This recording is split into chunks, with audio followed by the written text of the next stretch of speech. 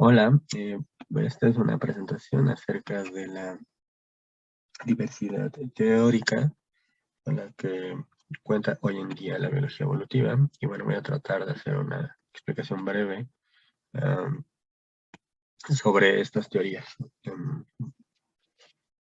La presentación requiere de un conocimiento en biología para poder seguir un poco la presentación y no tardarme demasiado en las explicaciones de los conceptos. Pero igual voy a ir haciendo un debate sobre estas diversidades teóricas, cómo cada teoría nos va a permitir observar y estudiar diferente el fenómeno evolutivo, ¿no? No tan diferente a veces, ¿no? Pero pues sí va a haber ciertas diferencias que van a partir de diferentes asunciones que hay detrás de cada una de estas teorías. Bueno, la primera que voy a presentar, que es la más hegemónica, es la genética de poblaciones. Entonces, la genética de poblaciones considera que los cambios estructurales y funcionales en una población devienen de los cambios en el acervo genético, ¿no? En el genoma. Entonces, si lo que vemos, o sea, si hay un cambio en el genoma, entonces lo que vamos a tener son cambios estructurales o funcionales en la población. Ese es el primer, digamos, como lo primero que se considera en la genética de poblaciones. Consideran entonces que si nosotros podemos rastrear los cambios en el genoma, entonces vamos a poder rastrear el cambio evolutivo, ¿no? Para poder considerar, bueno, qué tenemos por genoma y cómo vamos a hacer nuestros modelos para ver el cambio evolutivo en el genoma, entonces se va a hacer una consideración de un modelo mendeliano, que es un modelo diploide, ¿no? Donde se consideran que hay un progenitor A, un progenitor B, ¿no? Y las recombinaciones que se generan a partir de la reproducción sexual entre el progenitor A y el progenitor B, entonces va a poder irnos diciendo, digamos, los cambios que hay en la frecuencia de estos, o en los cambios, digamos, de este genoma a través del tiempo, ¿no? Eh, las fuerzas evolutivas invocadas por la genética de poblaciones se van a poder detectar a partir de un modelo neutral en el que vamos a hacer un modelo que se conoce como modelo de Hardy-Weinberg. El modelo lo que va a hacer es decir, bueno, voy a hacer una suposición de que no hay evolución, entonces voy a tener un supuesto neutral, ¿no? Y si hay una modificación en el modelo, entonces me está diciendo, mi modelo me está avisando, por decirlo así, que hay un cambio y que hay un proceso evolutivo que está sucediendo en ese momento. Esto es un tratamiento que yo considero que es parecido a la falsación popperiana, ya que Popper consideraba que una premisa científica, ¿no? Tenía que ser una hipótesis científica, tenía que ser una que pudiera ser falseada, es decir, que hubiera una posibilidad de negarla, ¿no? Y que entonces, mientras no fuera negada, entonces nos estaría diciendo, digamos, que nuestras conclusiones tienen una mayor probabilidad de ser ciertas, hasta que, claro, fuera negada esa hipótesis. Los esfuerzos entonces que intenta rastrear el modelo de Hardy-Weinberg, pues es la migración, la selección natural positiva, la deriva génica y la mutación, ¿no? La migración va a ser cuando una población se traslada a otra población y entonces hay una recombinación genómica entre la población nativa y la que ingresó, ¿no? La selección natural positiva, pues va a ser cuando un cambio en el genoma se perpetúa en el tiempo debido a que le da eh, es beneficioso para el individuo, ¿no? Entonces le permite sobrevivir y por otro lado genera progenie, ¿no? Entonces esa modificación en el genoma se va a mantener, se va a perpetuar, ¿no? Y se va a prolongar, digamos. La deriva génica, por otro lado, se va a considerar cuando cuando una población eh, es pequeña, ¿no? Y entonces lo que se va a observar es que una de estas características en el genoma se van a dispersar en la mayoría de los organismos debido a que son pocos, ¿no? Entonces la recomendación va a ser que rápido todos sean, digamos que si tenemos que sería 7 individuos, 6 individuos de cabello chino y tenemos 4 individuos de cabello lacio, ¿no? Vamos a suponer que el cabello chino va a dominar eventualmente sobre toda la población, pero no es porque sea un carácter que sea más benéfico o que le dé más funcionalidad a la población o que genere mayor progenie, sino que solo se debió a que la población era muy pequeña y entonces más rápido pudo dispersarse ese cambio genómico y por lo tanto ese carácter en la población, ¿no? Eh, la, la genética de poblaciones considera, desde la perspectiva de la síntesis moderna, la genética de poblaciones está, o podemos decir que está anclada en la síntesis moderna, ¿no? La síntesis moderna es el programa que sostiene a la genética de poblaciones que se fueron construyendo mutuamente, ¿no? Y entonces la síntesis moderna, que sería como nuestro paraguas más grande teórico por encima de genética de poblaciones, ¿no? Considera que hay una selección natural positiva y una negativa, ¿no? La positiva va a ser cuando tenemos eh, una mutación, ¿no? Tenemos un cambio en el genoma y este cambio en el genoma entonces es benéfico para el organismo y entonces la selección natural lo toma, ¿no? Y hace que se perpetúe, ¿no? En cambio, si esta modificación genómica es negativa o perjudicial para el organismo, entonces la selección natural eliminaría ese organismo. Desde Evo-Devo, que va a ser una teoría que se le va a contraponer a la síntesis moderna, va a considerar que la selección natural es positiva cuando un cambio en el desarrollo, es decir, la Evo-Devo es una teoría que parte de modificaciones en el desarrollo, entonces va a considerar, bueno, si estos cambios en el desarrollo generan un organismo y este organismo nace con ciertas características o surge o finaliza su desarrollo con ciertas características. Entonces, estas teorías, si son positivas, o bueno, si le dan cierta ventaja al organismo, entonces la selección natural va a permitir que sobreviva y que pues se reproduzca y demás, ¿no? Y si no, entonces ese organismo va a morir, ¿no? Digamos que hubiera una modificación en el desarrollo embrionario, quisiera que este organismo, digamos que si es un ave, naciera con otra ala y entonces eso le perjudicara, ¿no? Y no le permitiera vivir a ese organismo, pues entonces la selección natural negativa eliminaría este organismo, ¿no? Lo que pasa con estas dos visiones es que le quitan a la selección natural la posibilidad de ser creativa, ¿no?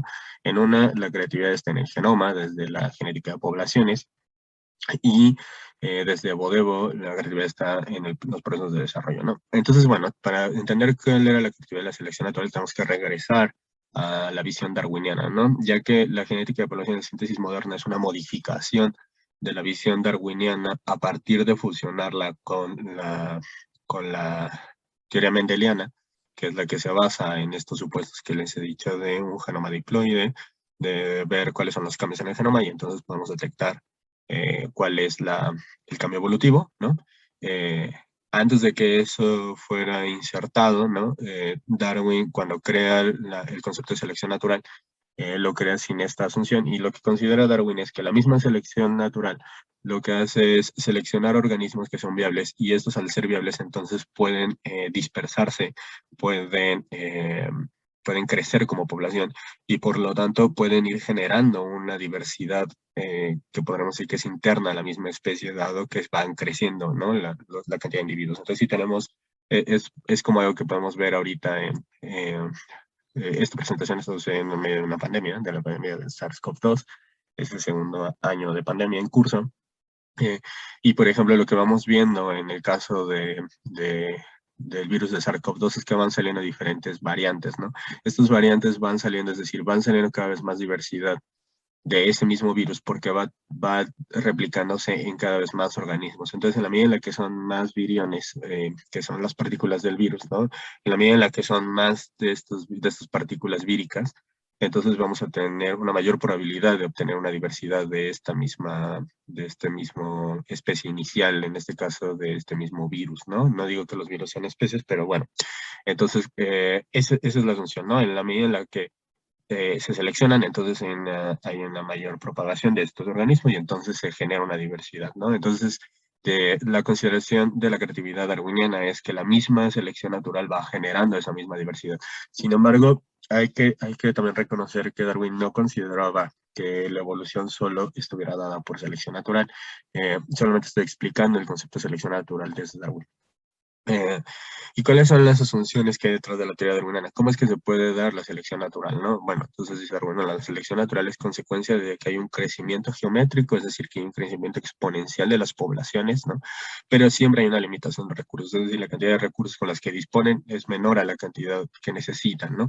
Y esto va a generar una lucha por la existencia, ¿no? Donde de alguna manera el organismo que sobreviva no es aquel que va a garantizar que su perpetuación va a generar más diversidad. Posteriormente, en la genética de poblaciones, surge la teoría neutral, ¿no? La teoría neutral, más o menos por allí eh, de los 40, ¿no? Eh, 50, ¿no? Lo que hace es poner en jaque a la genética de poblaciones, en el momento en el que Kimura, que es aquel que Kimura y no recuerdo el otro autor, generan la teoría neutral, y entonces o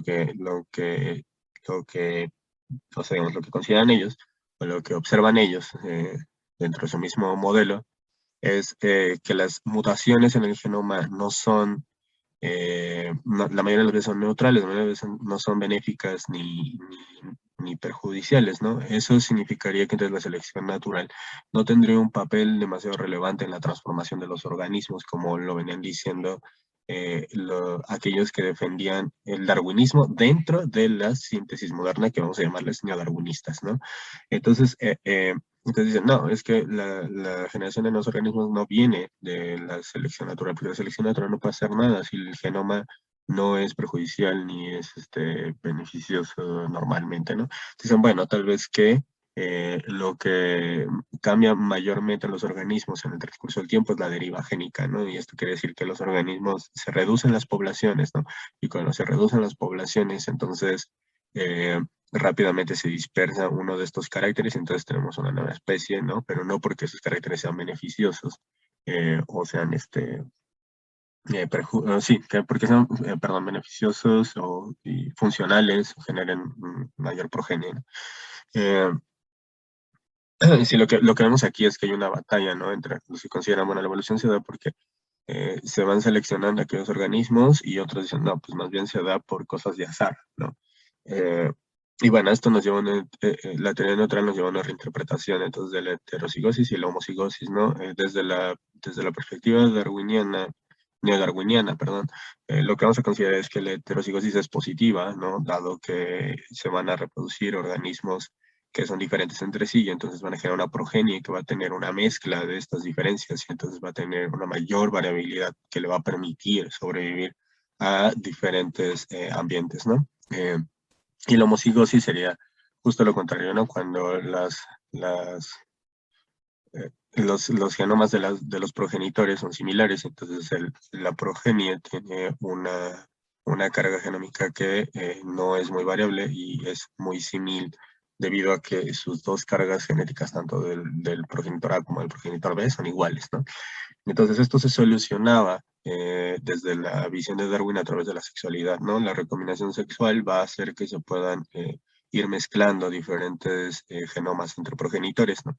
Sin embargo, una vez que entra la teoría neutral, dice, bueno, o sea, en realidad si las mutaciones van a ser perjudiciales o benéficas en igual condición, entonces el que haya heterocigosis quiere decir que también va a fomentar el que se puedan encontrar mutaciones perjudiciales, ¿no? Si se pueden encontrar mutaciones perjudiciales cuando hay reproducción sexual, entonces lo que vamos a generar también va a ser organismos en ocasiones inviables, ¿no? Eso sí nos abre un poco una puerta a observar algo, ¿no? Que por ejemplo no siempre, o que siempre se pueden generar organismos de todas maneras con la reproducción sexual que sean inviables, ¿no? Y eso quizá no lo podía decir del todo la visión darwinista. Bueno, aquí quiero hacer una aclaración, ¿no? ¿Qué es un programa de investigación? Según Lakatos, un programa de investigación va a constar de un núcleo duro que va a ser una hipótesis, una premisa inicial que no puede ser contrastada, que no puedes decir que es falsa o verdadera. Esto de alguna manera se opone a lo que había dicho Popper, ¿no? Y que hay un cinturón protector que van a ser hipótesis auxiliares que de alguna manera respaldan a esta misma fondo, ¿no? A esta misma suposición de fondo que hay dentro de la visión de la comunidad científica, ¿no? Entonces, bueno, nuestro programa de investigación para este caso pues va a ser la síntesis moderna, ¿no? La síntesis moderna va a unir la teoría mendeliana, pero también va a unir un poco de biogeografía, como les estaba diciendo acerca de las dispersiones. Por ejemplo, cuando estoy explicando deriva génica, no hablo de cuellos de botella o de migraciones, ¿no? Entonces estamos utilizando la biogeografía, ¿no? Entonces todo eso está dentro de la nueva síntesis moderna. Ese es nuestro programa de investigación. Sin embargo, la genética de poblaciones es una teoría que está, digamos, dada o sea que tendría una jerarquía menor, digamos, en el sentido de que no es tan amplia, ¿no?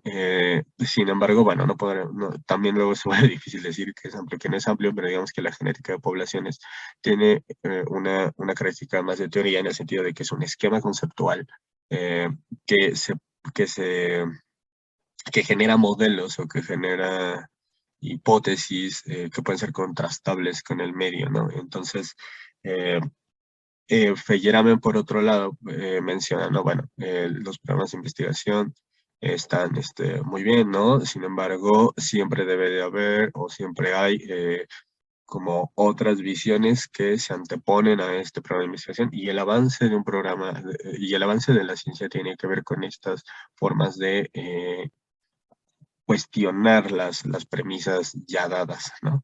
Eh, Eh, Kuhn, por otro lado, hace una propuesta de que existe un periodo de ciencia normal y un periodo de ciencia revolucionaria, ¿no? El periodo de ciencia normal es el periodo en el que un programa de investigación se va especializando, ¿no? Y de alguna manera se van haciendo cada vez más finas sus investigaciones, sus precisiones, ¿no? Va ganando, digamos, en explicación, ¿no? Em, entonces, bueno, la hipótesis auxiliar para poder decir, bueno, pero entonces, ¿qué pasa si la selección natural ya no puede hacer nada al respecto, ¿no? Que surgió en ese momento en respuesta a la teoría neutral, es bueno, pero es que lo que están mutando tal vez son los intrones, ¿no? Para eso también, claro, lo descubren a partir de los 60, cuando van restauran los diferentes componentes del ADN y entonces eh, observan, digamos, que hay dos regiones que unas van a ser codificables dentro del DNA y otras que no, ¿no? Las que no van a ser codificables son los intrones y los que sí van a ser codificables van a ser los exones, ¿no?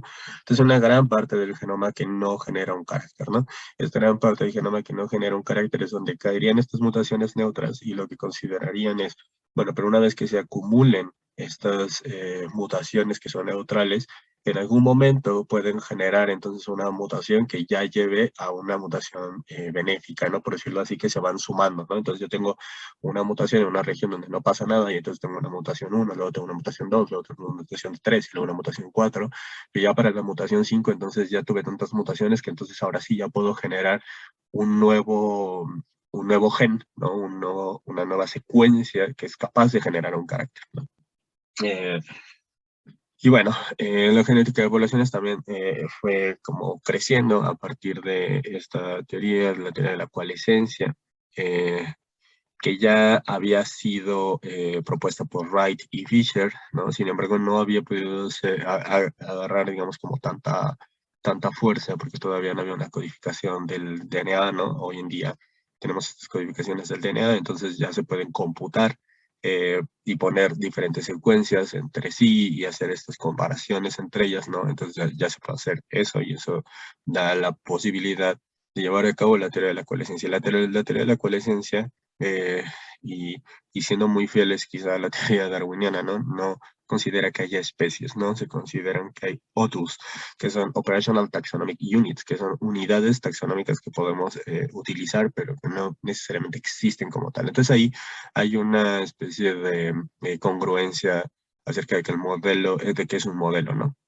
Entonces, bueno, dicen, bueno, lo que podemos hacer es ir comparando los genomas de diferentes organismos y entonces vemos en qué punto, ¿no? Además, vamos a tomar en cuenta partes del genoma que no se modifican mucho y vamos a ver en qué punto, ¿no? Se parecen, ¿no? Entonces, si los vamos comparando los genomas, ¿no? Vamos a ir encontrando el punto en el que el alelo que estamos siguiendo, ¿no? El carácter del genoma que estamos siguiendo o sea, yo lo digo un poco arbitrariamente, no es un carácter que es genoma, pero estoy dando por entendido que el genoma está generando carácter y entonces esta es la asunción, esta es la forma en la que se está interpretando que hay una relación más o menos lineal y eso es muy importante porque las otras teorías no lo van a considerar así. Entonces lo que vamos a considerar es que bueno, vamos a tener estas secuencias y estas secuencias al compararlas nos van a poder decir en qué momento coinciden. Y ese momento en el que coinciden vamos a decir que es el digamos, como su punto inicial en el que esos dos organismos se les ecualizan, que quiere decir que estas dos especies, estos dos otus, ¿no? Llegan a un punto de convergencia en el que vamos a decir aquí está el ancestro, ¿no? De estos dos, ¿no? Y a partir de utilizar el modelo de la genética de poblaciones, el modelo neutral que les había mencionado, entonces vamos a poder decir, ah, bueno, miren, en este momento fue más o menos cuando se dividieron estos dos grupos de organismos, que estos dos otus, ¿no? Y parece que hubo un evento donde uno de los alelos se perpetuó, ¿no? Entonces vamos a decir, ah, vaya, entonces lo que pasó en ese momento es que hubo una selección natural, ¿no? Lo que pasó es que rápidamente cambió la frecuencia alélica, ¿no? Entonces vamos a decir, ah, tal vez lo que hubo fue una deriva génica, ¿no? Porque cambió el genoma sin que hubiera una permanencia de este genoma, ¿no? Eh, entonces, bueno, como que la teoría de la coalescencia le da una mayor posibilidad a la genética de poblaciones de pues hacer un estudio evolutivo, ¿no? Y bueno, y les quiero citar esta última parte que me gustó mucho y dice, las variaciones fenotípicas de importancia surgen de mutaciones genéticas que ocurren a tasas bajas, independientes de la fuerza y dirección de la selección natural. Es una premisa. Dos, la mayoría de las mutaciones ventajosas muestran pequeños efectos fenotípicos que pueden ser seleccionados progresivamente. O sea, esta es mm, digamos, los 5 puntos que sostienen a la genética de poblaciones hoy en día, ¿no? Eh, Entonces las variaciones fenotípicas de importancia surgen de mutaciones genéticas que ocurren a tasas bajas independientes de la fuerza y dirección de la selección natural, ¿no? Porque ya vimos que la selección natural pues no puede actuar directamente sobre el genoma. La mayoría de las mutaciones ventajosas muestran pequeños efectos fenotípicos que pueden ser seleccionados progresivamente. Ajá. 3. La herencia es de naturaleza genética. Eso también es muy importante. 4. La selección natural es la única fuerza que explica las adaptaciones. Y 5. Las variaciones que surgen a nivel microevolutivo dan como resultado a largo plazo los eventos macroevolutivos, es decir, aquellos cambios que vemos demasiado discontinuos, como por ejemplo decir la diferencia entre o el surgimiento, digamos, de las formas animales, ¿no? Es un proceso que se considera macroevolutivo y entonces desde la genética de poblaciones y partiendo de una visión neodarwinista, se considera que los cambios que se pueden rastrear a nivel de población, si los exponemos en el tiempo, nos van a dar o dan como resultado este tipo de cambios muy grandes, ¿no? Que vemos luego en los organismos como eh, por ejemplo, el surgimiento de las alas en los murciélagos, ¿no? Eh, eh, es interesante que hay un grupo que se reúne, que se llama Population Genetic Groups, y en una de las reuniones que tuvieron en 1968, ¿no? Donde todavía estuvo presente Miller y, perdón, no estuvieron presentes ellos, perdón, estuvieron presentes dos grupos que representaban de alguna manera la visión de Miller y la visión de Fike, ¿no? Y cada uno tenía una visión donde, por un lado, unos decían, bueno, eh, um, lo que genera la evolución, o más bien el fenómeno evolutivo tiene que ver con con contingencias de la vida, ¿no? Eso es desde una mirada de Müller, ¿no? Más bien, son muchos los que son reclutados, pero solo unos pocos son seleccionados, ¿no? Esa es la visión de Wright. Entonces, tenemos esta disputa interna dentro de la genética de poblaciones, ¿no? Los que se consideran que la creatividad está más del lado del azar, ¿no? Y otros que consideran que o sea, que los sobrevivientes más bien tienen que ver con pues aquellos que son los más aptos, ¿no? Eh, y bueno, aquí llegamos a una parte de, para poner un problema, digamos, y que lo vayamos también analizando con respecto a las otras teorías. Y entonces tenemos esto, ¿no? ¿Qué pasa con la hibridación, no? Bueno, la hibridación, según eh, los la propuesta de Meyer y de otros antes, pues es que los organismos no pueden reproducirse entre sí si son de especies diferentes, ¿no? Sin embargo, en algunas ocasiones suele suceder, ¿no? Y cuando esto sucede, esto genera un nuevo pool genético para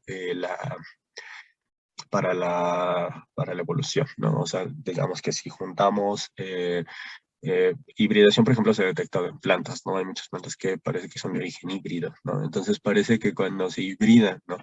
de dos especies, esto le genera una combinación nueva en el genoma que de alguna manera les da la posibilidad de sobrevivir y de generar más diversidad, ¿no? Entonces, esa fue la solución al respecto de la hibridación, porque se consideraba que tal vez no era muy posible, pero entonces al hacerla un poco imposible, cuando se hace posible, entonces se transforma en algo muy bueno desde la síntesis moderna. Y el desequilibrio de ligadura quiere decir que luego hay alelos, hay caracteres que van juntos en los organismos, por decir algo, ¿no? Eh, ¿qué tipo de caracteres están muy juntos? Como podríamos decir la, por ejemplo, heredar cierto tono, cierto color, cierta altura, digamos, con cierta forma física, ¿no? Entonces vamos a tener que dos caracteres pueden ser dos caracteres que están normalmente aparecen juntos. Por ejemplo, en humanos vamos a decir que la piel negra muchas veces viene junta con la piel, con el cabello chino, ¿no? Entonces, esos serían dos características eh, que se expresan normalmente conjuntamente, ¿no? Entonces, es el desequilibrio de ligadura, quiere decir que estos pueden romperse y entonces lo que generamos es una diversidad. Mientras no se rompa esta división, entonces estamos dentro de un desequilibrio de ligadura. Eh, entonces, bueno, el desequilibrio de ligadura va a ser importante para explicar, o sea, porque va a representar un problema, ¿no? Es como, bueno, pero entonces el desequilibrio de ligadura lo que nos va a decir es que si dos caracteres están muy unidos, entonces no puedes separarlos, y si no puedes separarlos, entonces pierdes posibilidad de diversidad, y entonces, ¿cómo puedes generar nuevos organismos, no?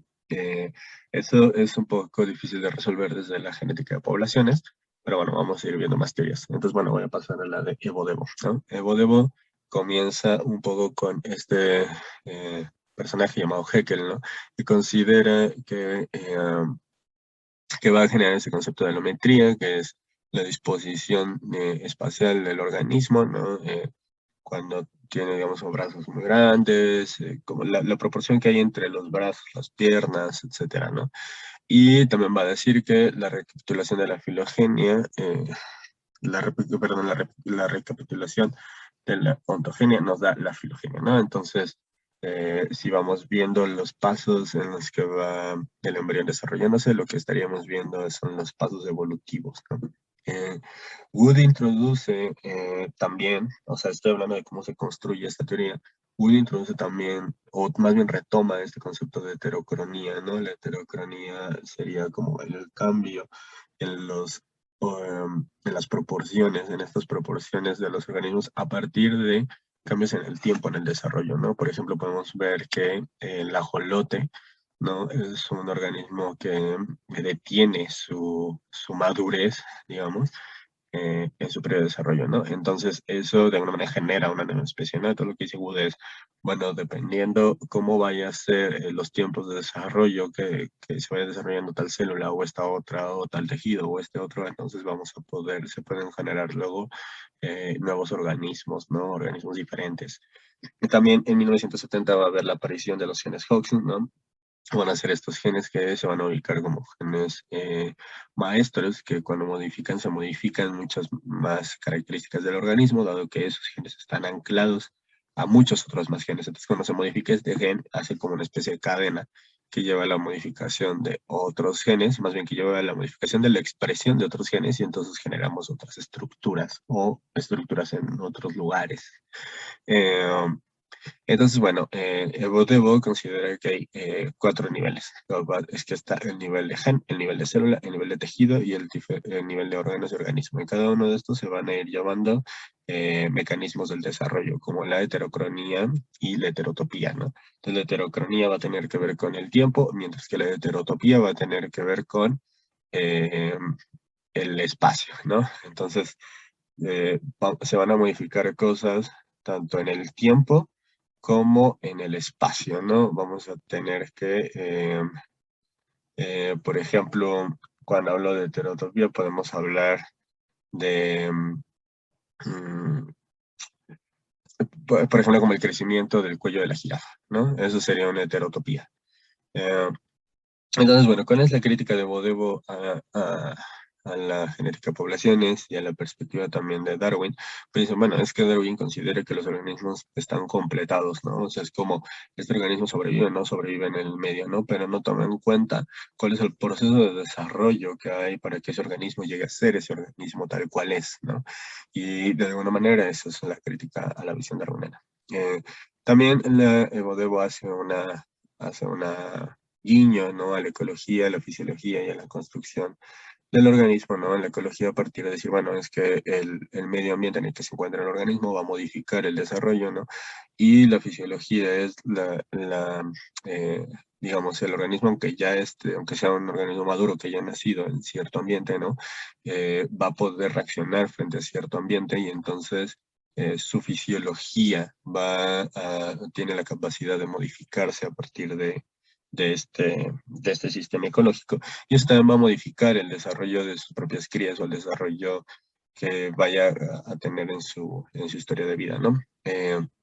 Y por otro lado, vamos a tener esto que es la construcción de nicho, ¿no? Que es la construcción de nicho como que va a querer, como va a intentar como medio hacer uso la Evo-Devo, ¿no? Pero vamos a encontrar unas diferencias más adelante. Eh, otra propuesta que va a poder hacer Evo va a ser la homología profunda. Entonces, aquellas homologías, aquellos caracteres que se consideran como homoplasias dentro de la síntesis moderna, que serían como caracteres que se consideran que no tenían que ver entre sí, dice, bueno, si lo observamos desde Vodebo, tal vez sí tengan algo que ver a nivel evolutivo, ¿no? Porque surgen a partir de mecanismos en el desarrollo que tienen que ver con los ambientes, ¿no? Entonces, posiblemente son esbozos de formas en las que el organismo en desarrollo reacciona frente a ciertas condiciones ambientales. Eh, entonces, bueno, lo que va a observar también Evo que también le va a dar lugar y que la gente que población no le va a dar lugar, es la recurrencia, ¿no? La recurrencia es que se genera una y otra vez ese carácter en diferentes especies o en especies que son ancestralmente parecidas, como por ejemplo los colmillos interesables, ¿no? Se considera que ha habido muchos felinos que vuelven a nacer, bueno, no vuelven a nacer, perdón, que surgen y que tienen estos colmillos largos, ¿no? Y ha habido muchas generaciones que se vuelve que vuelve a presentarse un felino con colmillos largos. Entonces, bueno, ¿cómo es que esto vuelve a surgir una y otra vez? Bueno, se considera que eso es digamos, un fenómeno que se da en el desarrollo y que se puede entender desde Bodego, ¿no? Los ejemplos que pone, por ejemplo, es esta Biciclus aninana, que es una mariposa que tiene unos, unas manchitas, ¿no? Y entonces ven que esas manchitas responden a como a un gen que se dispara y que va haciendo que las demás células alrededor también se vayan pigmentando y entonces se generen estos círculos que parecen ojos en las mariposas, ¿no? Eh, también, por ejemplo, los genes conservados en onicóforos, que corresponden a genes de segmentación en artrópodos, ¿no? Los onicóforos son como una especie de organismo gusanoide, ¿no? Y entonces parece que algunos de sus genes como que tienen que ver con los genes de segmentación de los artrópodos, ¿no? Los artrópodos son los insectos, los sin pies, las arañas, ¿no? Que los vemos que tienen segmentos, que tienen como partecitas que los construyen, entonces parece que hay una relación ahí, ¿no? Los Hawks Cluster en común con los nidarios y los corales, por ejemplo, ¿no? Los nidarios que son las medusas y los corales, ¿no? Tienen algunos genes Hawks que son parecidos, ¿no? Entonces, por ejemplo, todas estas características no se consideraban una explicación evolutiva, digamos, dentro de la síntesis moderna, no podríamos quizá observar tanto la relación entre micóporos y artrópodos, ¿no? Entre nidarios y corales, dado que sus características son muy alejadas entre sí, ¿no? Entonces no tienen nada en común. Pero entonces desde Bodego parecieran tener una historia en común, ¿no? Eh, Y bueno, también se hicieron experimentos con el tamaño de los cuernos de Ontophagos taurus, que es un escarabajo que igual ya han visto, que es un escarabajo negro con un cuerno muy grande. Entonces se hicieron experimentos en los que al modificar parte del genoma, crecía o no crecía el cuerno que tiene este escarabajo. Eh, y bueno, por otro lado tenemos que Evo considera que la epigenética es un mecanismo que está a nivel de genes, ¿no? Y que le va a proveer, digamos, al sistema de desarrollo de posibilidades para modificar el genoma. Eh, entonces Evo va a decir, bueno, hay adaptaciones directas y adaptaciones dirigidas, ¿no? Las adaptaciones directas son como las escritas por Darwin, ¿no? Tenemos un carácter que es beneficioso y entonces ese organismo sobrevive o muere, ¿no? Las adaptaciones dirigidas es que el organismo a partir de su interacción con el ambiente va transformando su propia estructura biológica, ¿no? A partir de generaciones y entonces vamos obteniendo un organismo que es apto para poder vivir en ese ambiente, ¿no?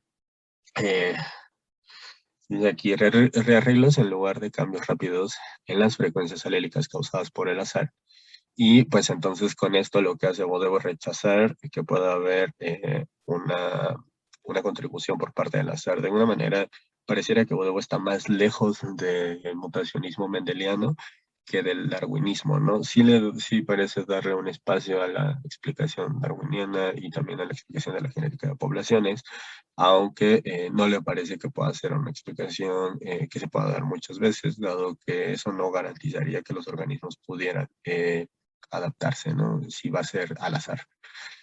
Y bueno, tenemos otra vez el problema del desequilibrio de ligadura, ¿no? Y los paquetes de genes conservados, ¿no? Otra vez esto de que no, de que tenemos dos caracteres que están muy juntos y que entonces no los podemos separar, y si no los podemos separar, entonces vamos a poner menos variabilidad, y si esto ocurre, entonces tal vez esto pueda llevar a extinción de especies, ¿no?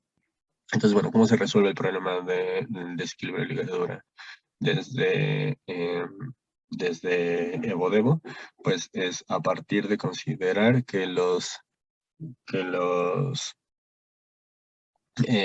o más bien la explicación que daría Evodevo a esto es decir, bueno, los organismos tienen estos genomas que están, de estos alelos que están muy juntos y estos genes conservados y esto que no les permite modificarse tan rápido, porque son parte de la estructura estable de los organismos, ¿no?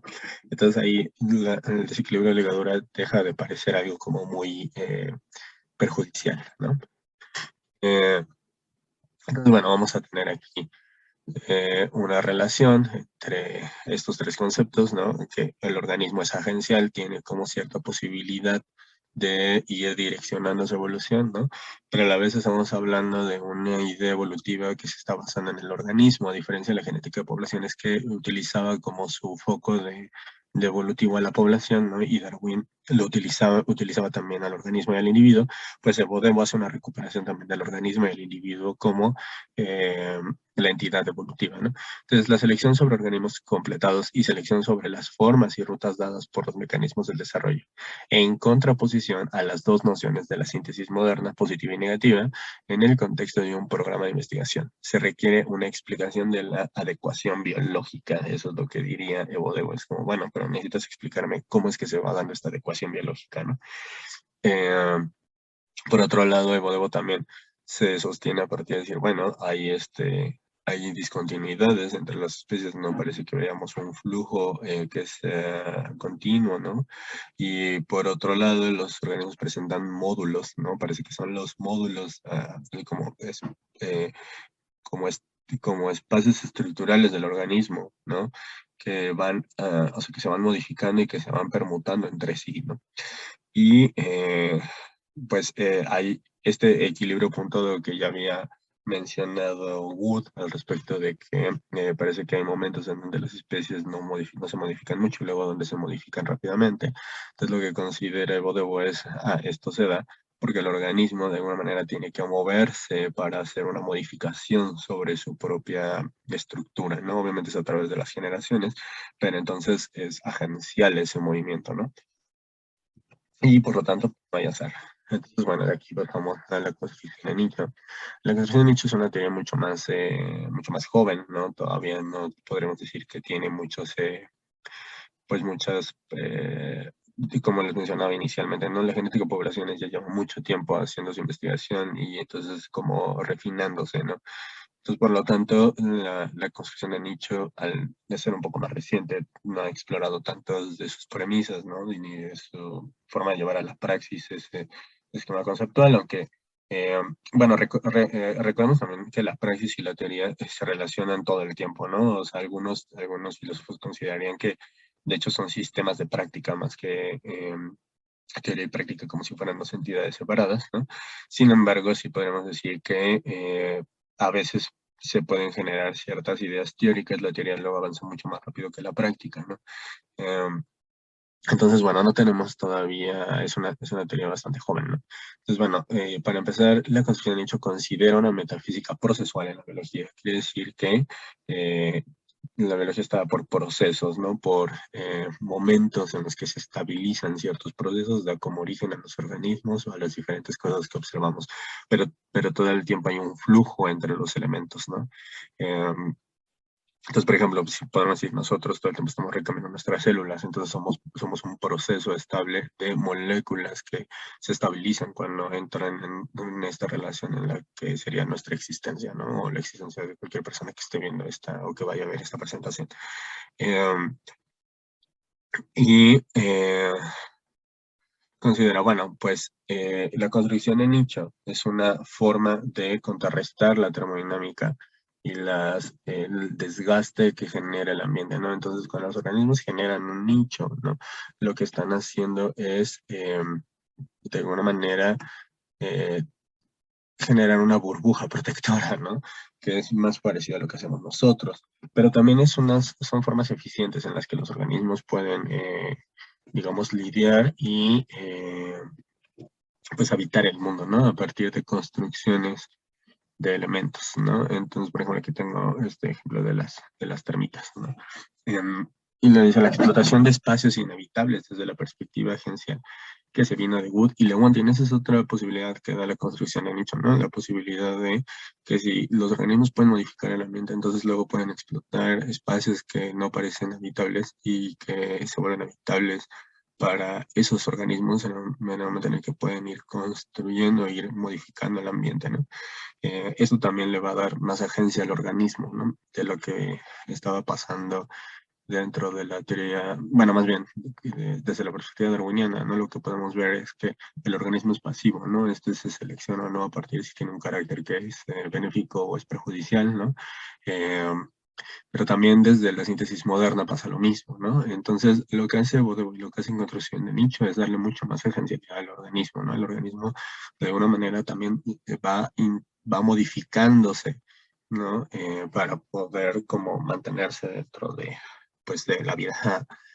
Eh, pues con eso lo que hace también construcción de nicho es evitar que se pueda reducir eh, a la síntesis moderna, ¿no? Esto es complicado porque la síntesis moderna podría considerar, bueno, pero es que la construcción de nicho es una consecuencia de la selección natural, ¿no? El organismo nace con una propiedad que es la de modificar su espacio, ¿no? Y eso forma parte de la selección natural. En cierto sentido, eso es cierto, ¿no? Sin embargo, bueno, o sea, desde la perspectiva de construcción de nicho aceptan que esa noción de selección natural les cae bien. Eh, Sin embargo, dicen, bueno, pero lo que nosotros estamos diciendo no puede ser explicado a partir de los cambios genómicos, ¿no? Eh, y pues esto va a generar, por lo tanto, ventajas de supervivencia que no puede explicar la síntesis moderna y una metafísica procesual que tampoco tiene la síntesis moderna. ¿Por qué la síntesis moderna no tiene una visión procesual, o al menos no es una visión procesual tan radical? Porque se basa en una entidad material como el genoma, ¿no? Como punto de partida. Asimismo, Evo considera el desarrollo como mecanismos, como eh, elementos que se van concatenando unos a otros y entonces nos van generando a nuestro organismo, ¿no? Y no tanto una visión procesual, que es una visión de continuidad, pero con un espacio de estabilidad que genera, digamos, todos los elementos y todos los fenómenos biológicos que estamos acostumbrados a observar.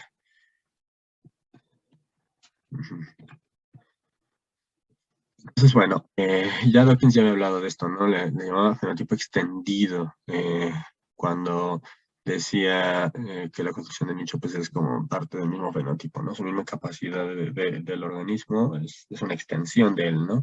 La contestación procesual es que no puede ser así, como les había mencionado, dado que la dimensión, digamos que, con- que opera cuando hablamos de una construcción de nicho es ecológica y por lo tanto no está necesariamente anclada al cuerpo biológico, ¿no?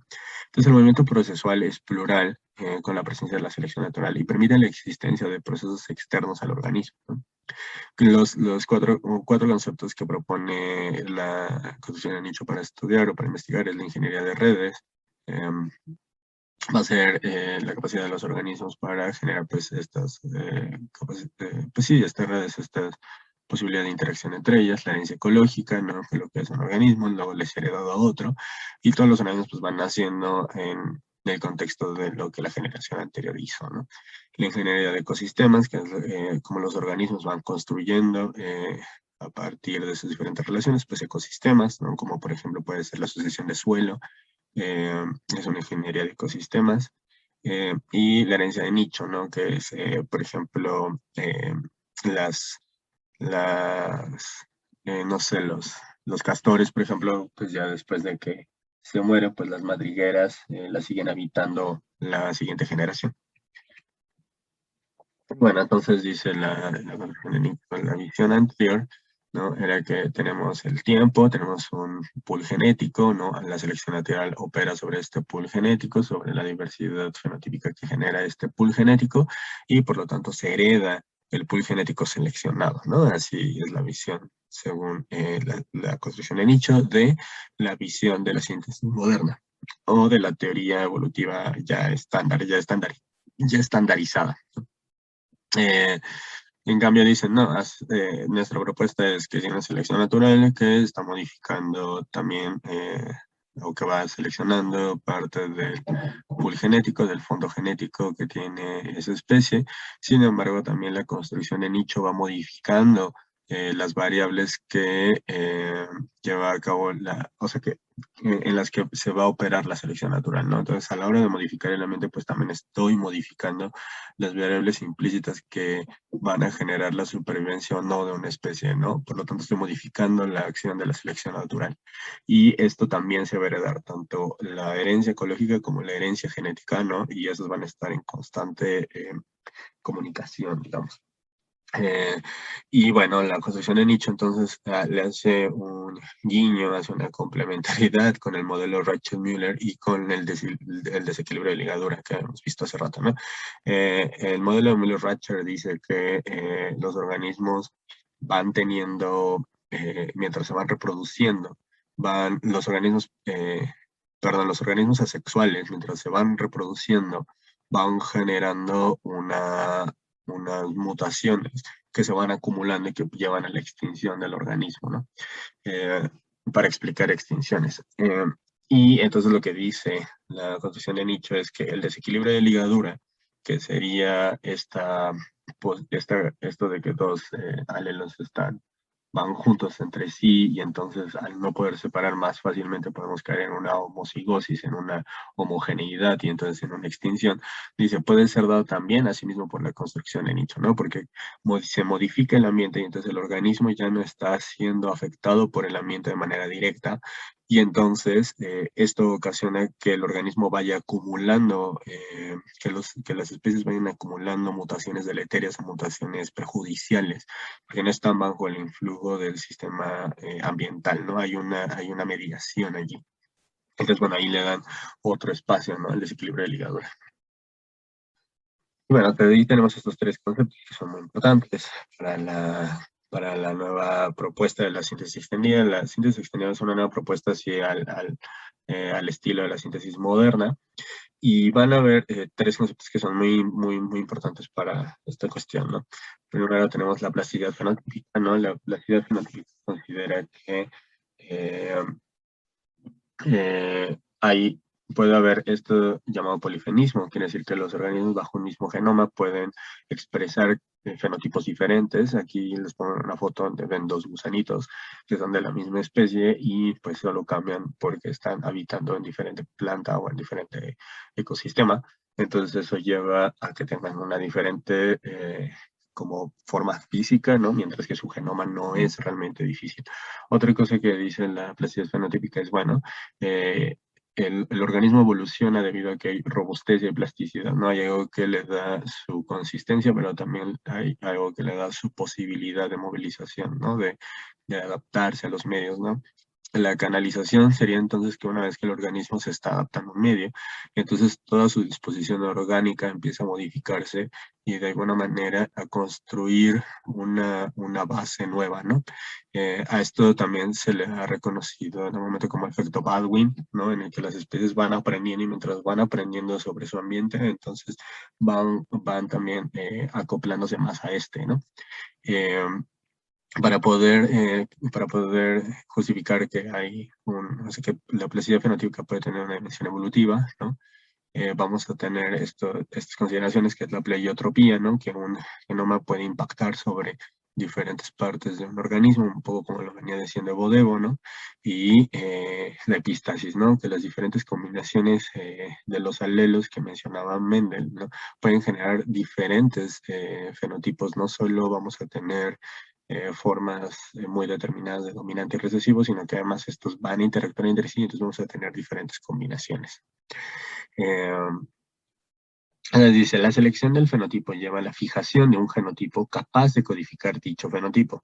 Esto se le conoce como asimilación genética. Esto es cuando el fenotipo ha quedado fijado en el genoma, ¿no? Entonces, en la medida en la que se va modificando el organismo también va modificando ese genoma y entonces el genoma eventualmente puede dar este fenotipo ya sin, digamos, de manera ya más directa, ¿no? Luego tenemos la herencia epigenética, ¿no? La herencia epigenética fue más promovida por Conrad Hall Waddington. Y bueno, él considera que la epigenética son como trayectorias posibles que se dan a través de la plasticidad y robustez del organismo, ¿no? Y son trayectorias de construcción del organismo, ¿no? En esto, pues, me viene a la mente la herencia en 4 dimensiones de Jablonka, ¿no? Ella sugiere que, que la evolución no solo es genómica, sino que también puede haber una evolución eh, epigenética y también puede haber una evolución cultural y también puede haber una evolución simbólica y las cuatro se están interrelacionándose todo el tiempo en los diferentes organismos dependiendo, claro, de la especie, ¿no? Waddington propone el concepto de homoresis, que es esto mismo, ¿no? Que el organismo va construyendo su propia forma estable en el medio, ¿no?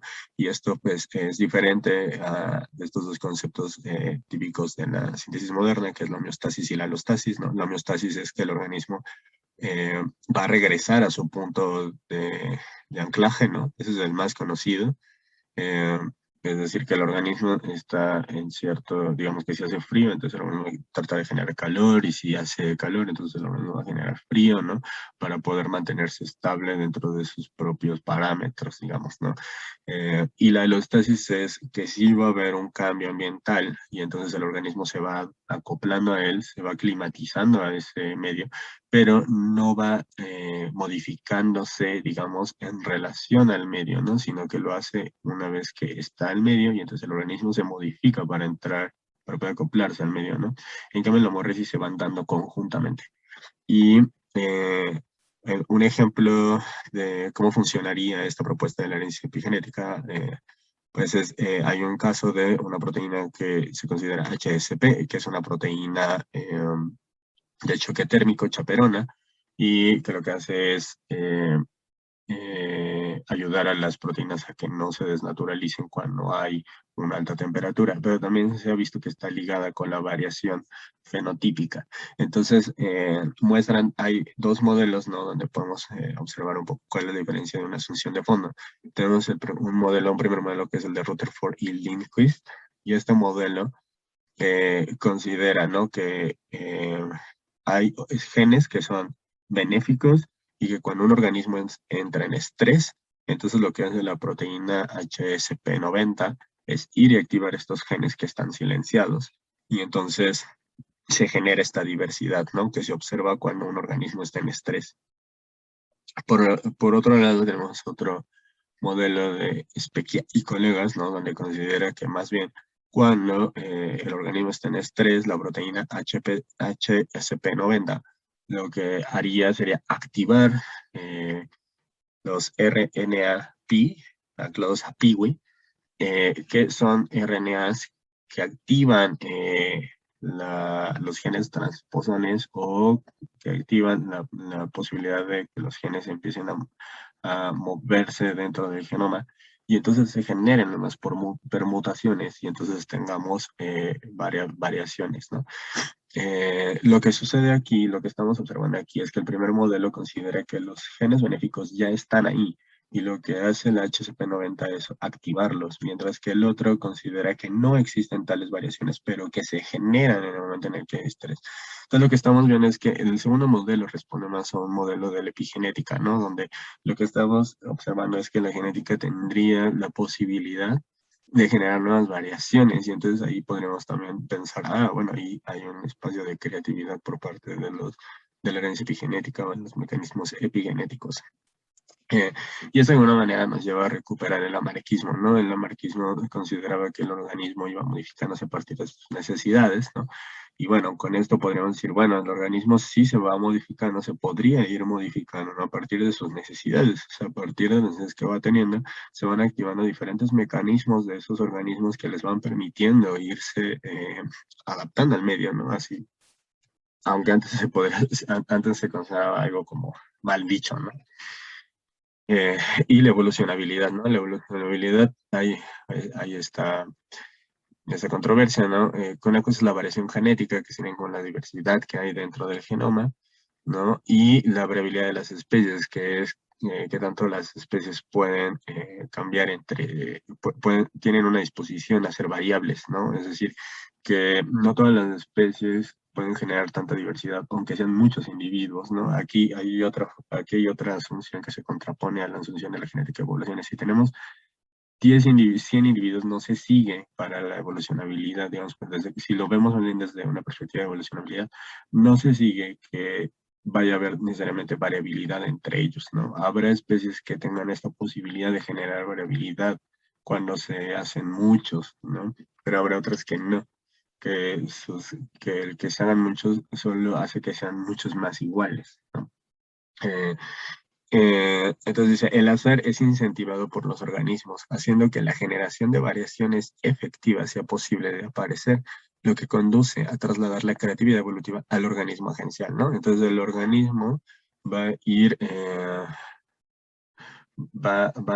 o sea, el organismo puede tener capacidades, algunos organismos pueden tener las capacidades de variar en el tiempo, ¿no? Y por lo tanto de tener una mayor plasticidad, una mayor posibilidad de evolucionar. A eso le vamos a llamar evolucionabilidad. Eh, entonces, bueno, para poder describir entonces cómo puede haber tal evolucionabilidad, se considera que puede haber una pista dispositiva y una negativa, ¿no? La positiva es cuando vamos generando estas permutaciones, ¿no? Y en estas permutaciones lo que obtenemos es una nueva combinación que le permite al organismo sobrevivir, ¿no? Y la epístasis negativa, que sería cuando estas combinaciones lo que nos llevan es a reducir la posibilidad de modificación del organismo, ¿no? Eso también puede ser positivo para que el organismo pueda ser estable, ¿no? Y no simplemente se cambie porque sí, ¿no? Entonces, en ese sentido, la evolucionabilidad se acerca un poco al darwinismo en el momento en el que hace al organismo otra vez foco, ¿no? Y que además la selección va favoreciendo también esta misma variación, esta misma posibilidad, ¿no? Solo que le da ahora al organismo un papel esencial. En ese sentido se diferencia un poco del darwinismo. Y por último tenemos esto de la recombinación genética como un carácter darwiniano contra el desequilibrio de ligadura, ¿no? Se considera, bueno, la recombinación genética de los organismos cuando se reproducen entre sí, ¿no? Lo que hacen es aumentar la probabilidad de que dos caracteres que se expresan normalmente juntos puedan expresarse separados y entonces podamos tener o nuevamente diversidad. Y bueno, de ahí pasamos a la siguiente teoría, que es la simbiogénesis, ¿no? La simbiogénesis es una teoría que fue inicialmente propuesta por Konstantin Merezkowski y posteriormente Lynn Margulis la retoma y entonces ya construye una teoría mucho más acabada, ¿no? Y bueno, en esta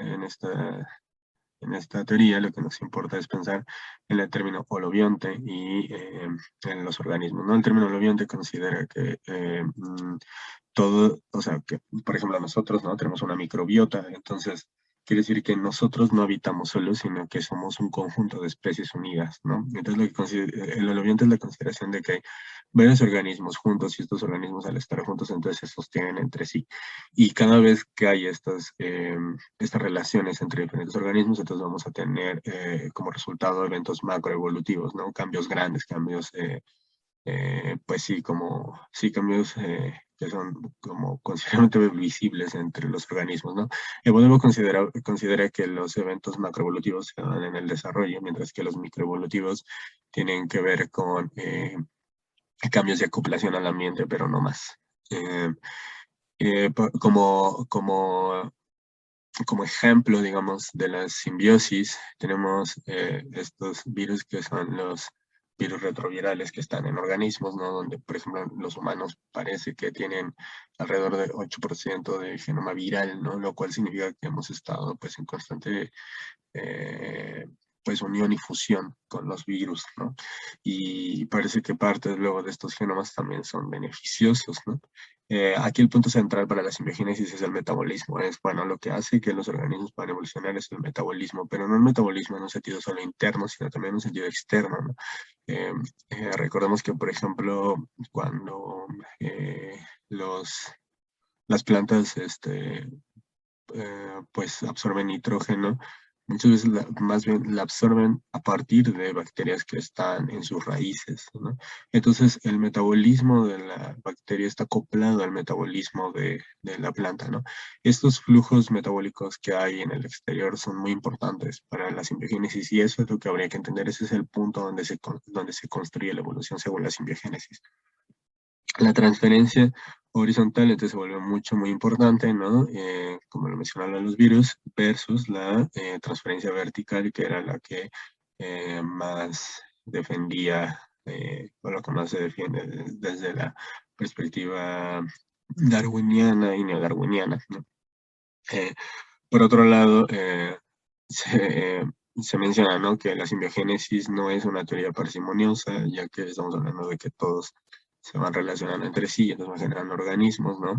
Sin embargo, la simbiogénesis pues apuesta más por una teoría que sea más completa o que más bien su valor preponderante sea la completitud más que el que sea práctica, ¿no? Que sea parsimoniosa. Desde ese punto la simbiogénesis se levanta como si fuera también un programa de investigación.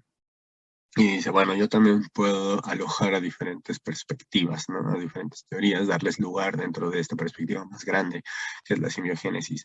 Y como ejemplo, pues la simbiogénesis considera, por ejemplo, el sistema inmune no como un sistema de defensa o de guerra o de batalla, sino como un sistema negociador que cada vez que un organismo se intenta integrar a nosotros, ¿no? Entonces el sistema inmunitario de alguna manera negocia si este organismo puede ser insertado o cómo puede ser este organismo insertado al organismo, ¿no? Sin que eh, esto genere la extinción del organismo, ¿no? Como cuando vamos incorporando virus.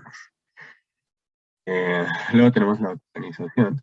La organización considera que el cambio pues es discontinuo, que las cosas cambian de manera abrupta, ¿no? Para empezar, la autoorganización parte de una visión, de una teoría mucho más grande, que podría yo llamar también un programa de investigación, pero desde la física tal vez, es eh, la teoría de sistemas complejos. La teoría de sistemas complejos pues considera que hay elementos simples, estos elementos simples van como interactuando entre sí y al interactuar entre sí entonces pueden generar ciertas estructuras que al relacionarse entre sí entonces generan un organismo, ¿no? Y este organismo, al hacer, o sea, al tener su propia dinámica biológica, pues va a generar otras características que están por encima de sus propiedades físicas, ¿no? Por ejemplo, tenemos moléculas, estas moléculas al unirse van a poder generar algo así como una célula, que la célula no sería, si definimos la célula, si agarramos, por ejemplo, todos los elementos que tiene una célula y todos los aplanamos en una hoja, pues dejamos de tener una célula, aunque estén todos los elementos allí, ¿no?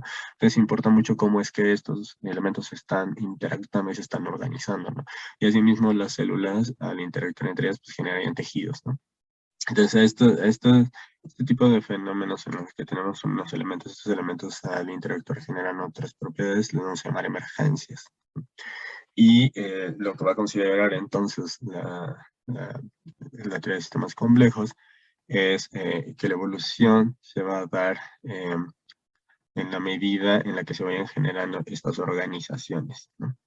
Entonces, el sistema inmunitario y la dinámica de anticuerpos, según Jersey, eh, utiliza un argumento darwiniano y bueno, él dice, según el principio del aumento geométrico, no es cierto, perdón, antes de eso, o sea, el sistema inmunitario según la dinámica de anticuerpos de Jersey. Ok, y lo que dice Jersey es, eh, lo que observa él en su modelo de autoorganización es de los anticuerpos, cuando hay una infección, hay una especie de selección de anticuerpos y de selección de moléculas, eh, pues diferentes moléculas inmunitarias eh, que van a, eh, bueno, tienen diferentes nombres, ¿no? Pero bueno, estas moléculas, como podemos decir las citoquinas o las prostaglandinas o demás, o los anticuerpos, ¿no? Cuando hay una infección empiezan a producirse. Si estas moléculas de alguna manera permiten que el organismo pueda contraatacar al patógeno que le acaba de infectar, entonces van a ir mejorando en su capacidad de reconocer al patógeno y eliminarlo, ¿no?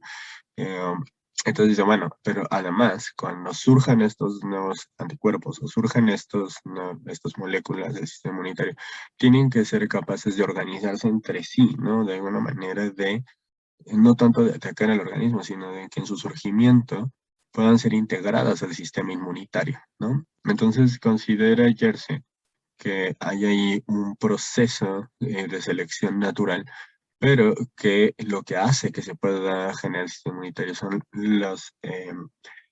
los fenómenos de autoorganización, ¿no? Los fenómenos que hacen que se pueda integrar, por ejemplo, un nuevo anticuerpo o que se puedan integrar las diferentes células y generen un tejido, ¿no? Entonces dice, bueno, el argumento darwiniano dice lo siguiente. Según el principio del aumento geométrico, se producen más individuos de cada especie de los que posiblemente puedan sobrevivir.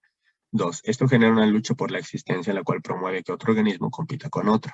Y tres, debido a esta lucha por la existencia, una ligera variación, si en algún grado es ventajosa, se acumulará y producirá una nueva especie. Y bueno, lo que considera Ayers es que ninguno de estos se sigue. Muchas veces los organismos no crecen de manera geométrica, modifican sus crecimientos a partir de los ambientes y de los recursos en los que se encuentran. La lucha por la existencia parece tampoco ser algo muy común, parece ser muy costosa para los organismos entrar en lucha constantemente. Bueno, eso tal vez solo le pasa a los humanos cuando se van a guerras, pero normalmente los organismos no lucharían y se llevarían a la muerte entre sí.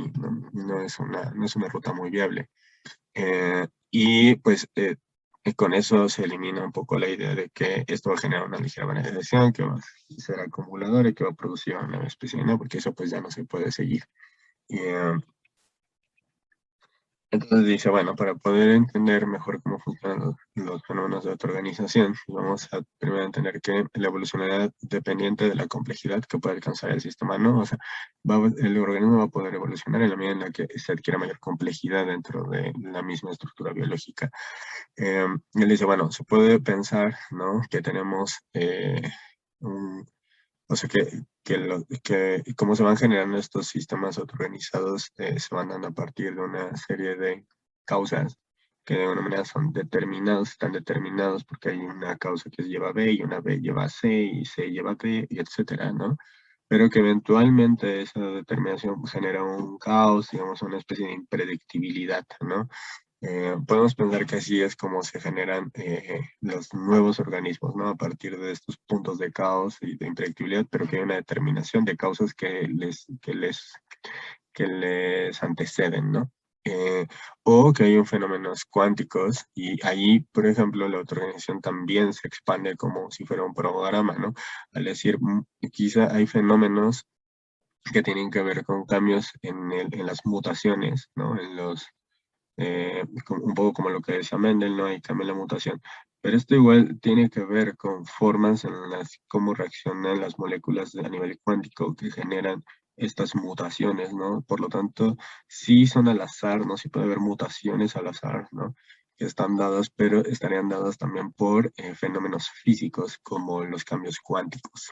Eh, y entonces él habla de dos propiedades importantes, ¿no? La fractalidad y los autómatas celulares, ¿no? La fractalidad sería como esta capacidad de ir generando estructuras como complejas, pero que se repiten a sí mismas en el interior, ¿no? Como vemos esta planta, ¿no? Y eso de alguna manera lo que va a hacer es concentrar la información, ¿no? Entonces va a haber, la propiedad de los fractales es que la información, hay una dimensión de la información que se repite a sí misma, pero que se va haciendo cada vez tanto más interna y también se va a hacer más externa, ¿no?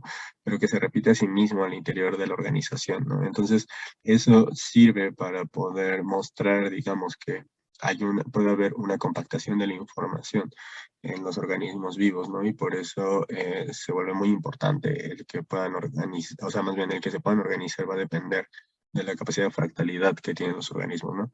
Y por el otro lado, los autómatas celulares, ¿no? También nos muestran que diferentes reglas pequeñas entre diferentes cuadritos, lo que hacen, esto lo hacen por computadora, entonces ponen una serie de reglas donde dicen, bueno, si el cuadrito de la derecha es blanco, si el cuadrito de la derecha es negro, entonces el cuadrito se tiene que pasar de negro a blanco, etcétera.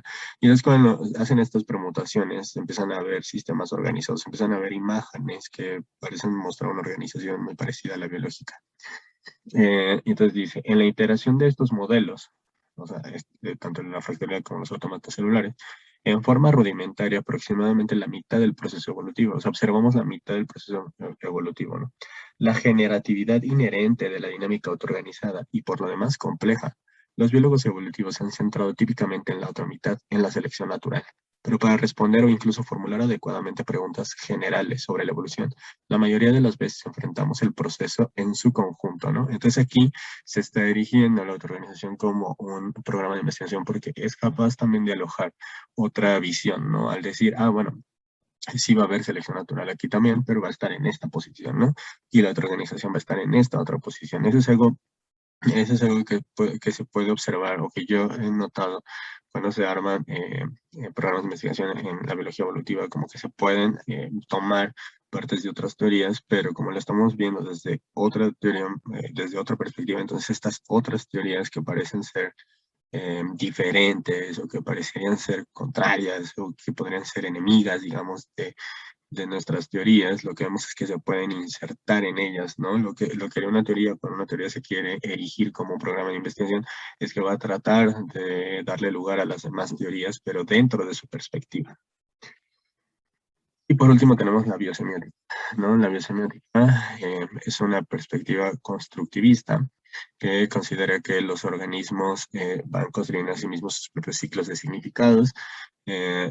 Recordemos que la semiótica va a tener que ver con significados, entonces los organismos van a ir generando, o los seres vivos van a ir generando sus propios significados, de tal manera que pues lo que vemos es que eh, o sea, no sé, digamos, las moléculas se leen a sí mismas y entonces esto genera a su vez la célula y la célula también va a ir como generando un ambiente en el que puede sobrevivir y eso también la lleva a las células entre sí a interactuar entre ellas y entonces a construir un nuevo elemento como podrían ser los tejidos, ¿no? Por decir algo.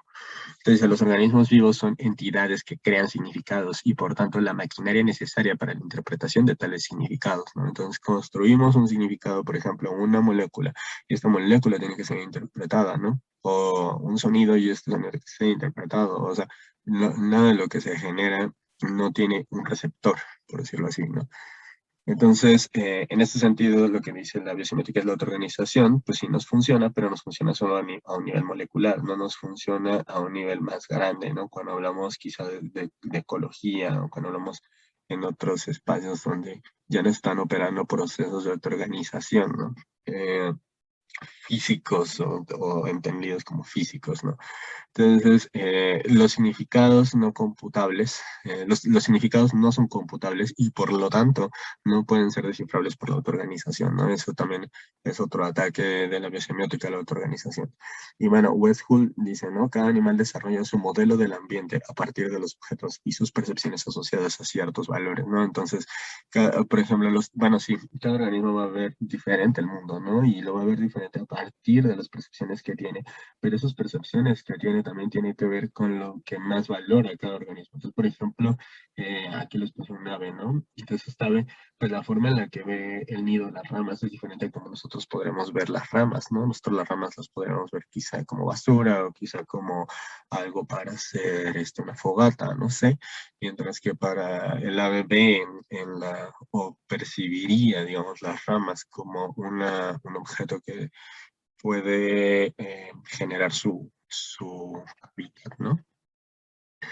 Y bueno, también la biosemiótica le hace un guiño a Waddington por Foster y Battenson y dicen las trayectorias potenciales del desarrollo de un embrión provienen de un paisaje epigenético de valles y crestas que representan tipos de desarrollo o de diferenciación celular, ¿no?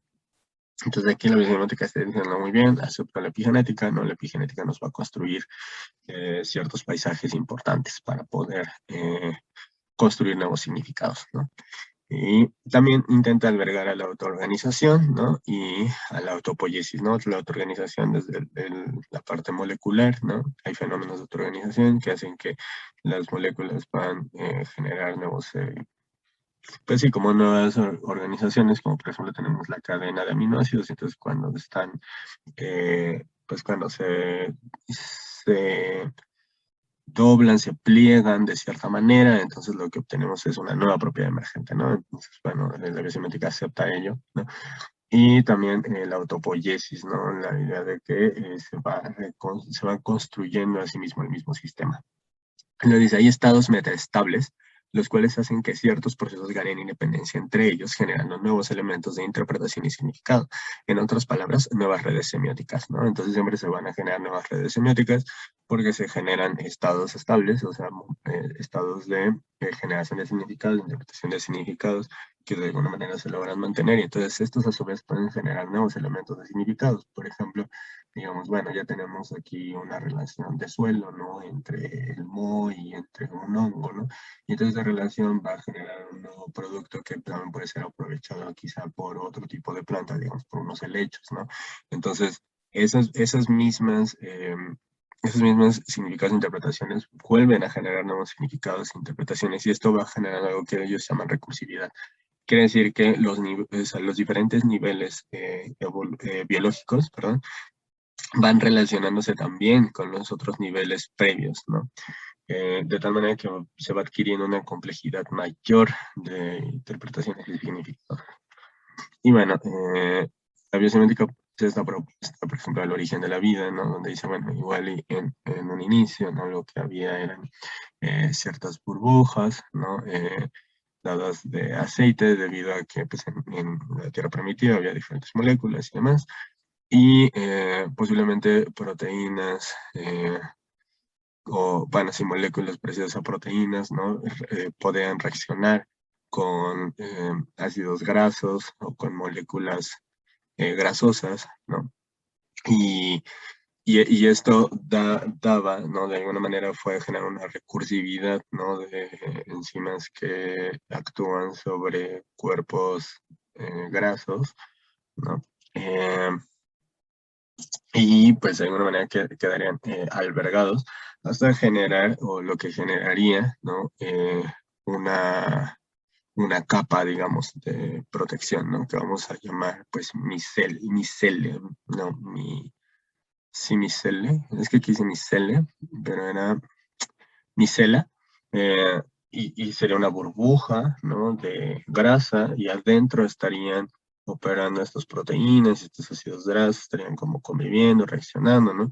Y en un segundo paso, que le llamaremos el paso B, ¿no? Lo que pasaría sería que entraría por esta misma ebullición que había en la Tierra primitiva, en la Tierra primigenia, pues una burbuja de agua podía haberse insertado a estas burbujas previas de grasa y entonces generar nuestra conocida capa bilipídica y ya, o sea, y ya con una posibilidad, digamos, de interacción interna, ¿no?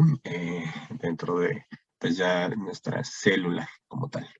Entonces, bueno, se considera que la protosemiosis, ¿no? Es un momento más de autoorganización y la eusemiosis es un evento mucho más biosemiótico, ¿no? Donde ya hay significados de las cosas, ¿no? Entonces, se crea una molécula y esa molécula es interpretada por otra molécula, ¿no? Mientras que al inicio simplemente se están interactuando de manera, pues, física y se van organizando a partir de fenómenos de autoorganización. Y bueno, entonces lo que habría serían vehículos y agentes que generan estados metaestables, ¿no? Los vehículos son aquellos moléculas que van a llevar la información, como podemos decir las moléculas, y los agentes que serían pues aquellos que interpretan estos vehículos, ¿no? La epigenética es de los mecanismos epigenéticos que permiten la resignificación, memoria y aprendizaje adaptativo. La selección natural como generadora de redes biosemióticas, pero evolución en módulos, o sea, la selección natural estaría generando estas redes porque van siendo digamos, beneficiosas. Sin embargo, la evolución se da a través de módulos, de espacios, digamos, como estables, ¿no? Y no tanto en un continuo de variables, de que tengo una mutación, una variable y esta se va seleccionando, ¿no? Sino más bien son módulos que van interactuando entre sí y entonces van generando como estos nuevos niveles y estas formas biológicas que vemos. Y bueno, dice aquí, las redes semióticas multinivel son necesarias para soportar la plasticidad, la robustez y evolucionabilidad de los organismos, ¿no? Estos tres conceptos que habíamos visto al inicio. Y bueno, por último, este concepto de Humboldt, ¿no? Donde lo que dice Westphal al respecto de este concepto, pues es que cada organismo va a interpretar y va a ver el mundo de una manera diferente con respecto a sus propios valores, ¿no? Una vez que tenemos esto, que era un poco lo que les decía atrás del ave, pues entonces vamos a tener mm, que ningún organismo va a poder interpretar el mundo como los demás lo interpretan y por lo tanto no vas a tener acceso al mundo como tal es, sino a través de la forma en la que significan para ti ese mundo, ¿no? Eso también nos coloca a nosotros dentro de este mismo discurso. Y bueno, como conclusión, pues tenemos que los sistemas conceptuales que puede generar la ciencia son diversos. Los fenómenos biológicos pueden ser entendidos desde diferentes esquemas conceptuales y la diversidad de esquemas conceptuales en la evolución nos permite comprender mejor el fenómeno